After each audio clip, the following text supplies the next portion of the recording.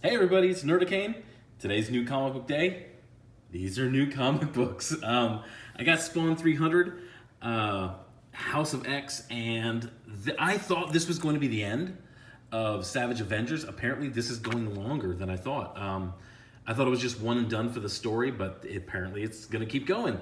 This has been a joy to read. Go get this. This is fun. This has been fun from the start. But what we're here to talk about today is Alpha Flight, True North. Now, they put number one on this, but I don't think this is this is sort of an anthology of three different stories, so I don't think they're going to do more of it. So it's just kind of weird that I guess Marvel has to put a number on it. It's expected. Here, let me get these out of the way so it's not distracting. I think Marvel does that so it's because it's just what they do. Comic books have issue numbers, but I don't think there's going to be more of this. But this is baby steps.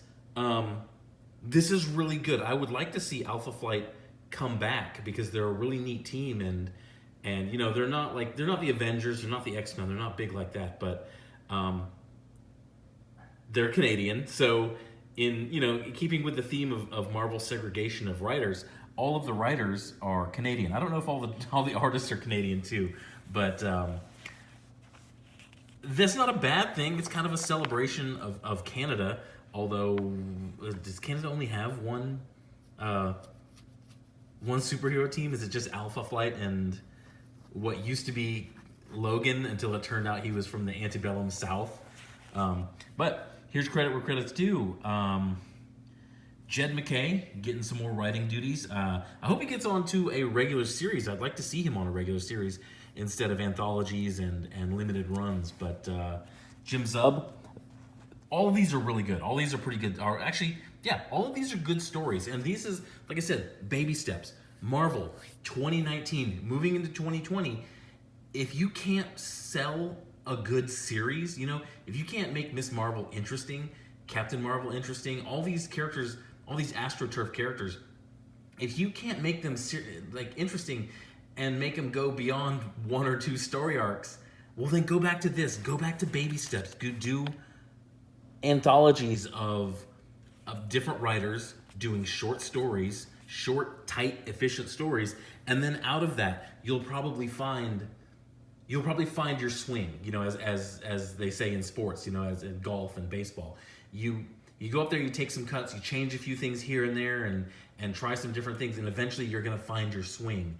And coming off of this, reading these three stories, I'm fully convinced. You should go buy this. I thought this was a lot of fun. This was a really good read of comic book.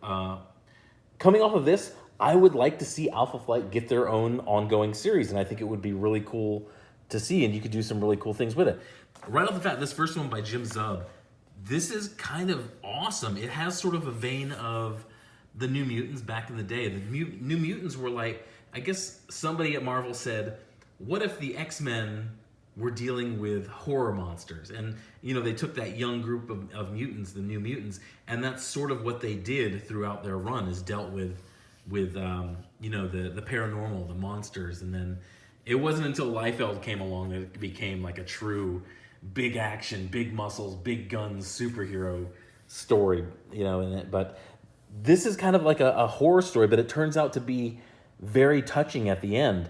And right off the bat, I'm like, is that's Snowbird? And I can't remember who she was. But right in this first page, it names them, and it does that really good to kind of familiarize the reader with that. And the art is beautiful on this first story. Is absolutely beautiful. I mean, the faces, the angles, the layouts, just the design that they used on this was very, very good. This could be like a comic book from the 90s. This is just really well done. And once again, you can see, look at that monster. That thing's awesome looking. You can tell, like I said many times with Marvel, you can tell when they care about a book because you'll see backgrounds in it, or you'll see a high level of detail in it, like that. Look at that. That's a great panel of Snowbird, who can transform into many different things. The main characters are being awesome. They're having a big fight against this weird monster, and then you see in the story, they're struggling to overcome it. There's actually a moment in this story where you think that they may not overcome it. But, you know, they do. They're still the heroes. I'm going to skip the rest of this because I want you to go buy it. The next one focuses a little more on Puck. And I forget who this is. I don't know who that is. And this is the one by Jed MacKay. And they don't really mention who they are. But who this is. I forget who. I don't even know who she is, really. But it's kind of this sort of Heart of Darkness adventure. It starts out as an adventure. He's telling a story. But as you go on into the story, you see that it's not exactly the story that you think it is, and it's something a little more dark. And it's about about him when he came to this island a long time ago, back when he was in the 30s, and it's kind of cool. This is actually really cool story. Once again, I'm gonna skip this one because I want you guys to go out and buy this, because this is Marvel saying, here you go, you incels, you get the book you've been asking for. The heroes are cool. The heroes have emotion. They have emotional depth to them. They've made mistakes in the past. They're getting into cool fights. They're not easily defeating the bad guy. They have to figure things out. They have to rethink things and figure things out. And that's what all three of these stories are. And these are all done by, you know what you don't see? You don't see any of these writers. You don't see the flash in the pan writers that they've brought in recently. And, writers who've gone from never writing a comic book to, oh, here's your own #1. Here's 3 series you can write. You can just write. These are veteran, experienced writers who know how to write comic books and have had a proven track record of it as well. Jed MacKay. You really should, Marvel, you really should give Jed MacKay a series, because he's pretty darn good writer. But the third story is just as good. There's a bit of a fight, but you see, I'm not gonna, I'm looking at it. This looks like a comic book out of the 90s. That's exactly what they looked like back then. There was cool action and things like that. There's a twist. This is the most twisty of all the 3 stories, and this one was pretty. I thought this was just cut and dry. Hero comes in, saves the day, but you get the twist at the end of this one. You're like, holy cow, that's actually, it's cool, but it's a little dark. It's something you don't expect. This is subverting expectations. This is how you do it, Rian Johnson, not by destroying an entire beloved franchise like Star Wars with one 2-hour movie. But I'm not going to show you anymore. I don't want the copyright strike, and I want you guys to go out and buy this. This is Alpha Flight, True North. It's a good book. It's a lot of fun. It's done by professionals in the comic book industry. What else do you want, you incels? Go out and buy it. And big shout out, big salute to one of my favorite Canadians, Ethan Ainsworth.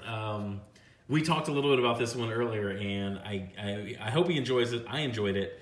I had a couple Canadian jokes in here, but I just kind of put them to the wayside. If this was roastable, if this was trash and roastable, I would have broken those out. But there's no need to make fun of Canada. This hold your little maple leaf flag high, because this is a fine example of Canadian comic book writers. But that's all I got for this one. I got a lot more reviews coming up. I mean, look at this Spawn. Look how thick this friggin' Spawn is. That's crazy. Picking up Spawn number 300. I want to take this a little second just to talk about that. I bought Spawn number 1. Spawn number 1 was like the big movie, or not the movie. The movie was weird. Spawn number 1 was the big comic book of my teenage years. That was like Image Comics. Boom, Todd McFarlane at his height, doing his own thing in this brand new company, and everybody was hyped about it. It's one of the few comic books that I ordered ahead of time, and I ordered like 4 copies of it, and I still have 4 of those copies upstairs in the man cave. But this has come a long way, and it's sort of like, it's gone 300 issues, and it's pretty much stayed true to itself the whole time. I don't think there was ever a time where Spawn was going bi-monthly, or you didn't get these weird stories. Like, if you look at Spawn number 1 and then you read this, it's going to be very similar. There's going to be a very similar level of quality. Whereas Savage Dragon has been going on for just about as long, but if you read Savage Dragon #1, and then you read Savage Dragon that's on the shelves nowadays, you see this just the warped mind that Eric Larson has had over the past, what, 25, 30 years? It's kind of, yeah, it's about 30 years. Wow, that's crazy. It's crazy to think. But yeah, this has stayed true to it. I may, oh my God, it's a big undertaking. I may see if I can complete the run of Spawn to get, find a copy of every Spawn out there, because I really do love Spawn. I should read it more. I should probably put this on my pull list. But yeah, it's actually, I might actually have to do that. I missed Spawn #4. Spawn #4 was the one with it had a pull-out postcard that you mailed in, and you got Spawn #0. For some reason, I decided to not get it when it was on the newsstand, and for the past 30 years, I've been kicking myself because that's the one that really became collectible because of that pull-out insert that you mailed in. Is the copies of that still have that insert are very valuable. But that's all I got for this one. Thanks for watching. I got more reviews coming, and yeah, I got more stuff coming. The man cave is getting painted. I'm almost done with it. Once I get that painted, I'm gonna set up the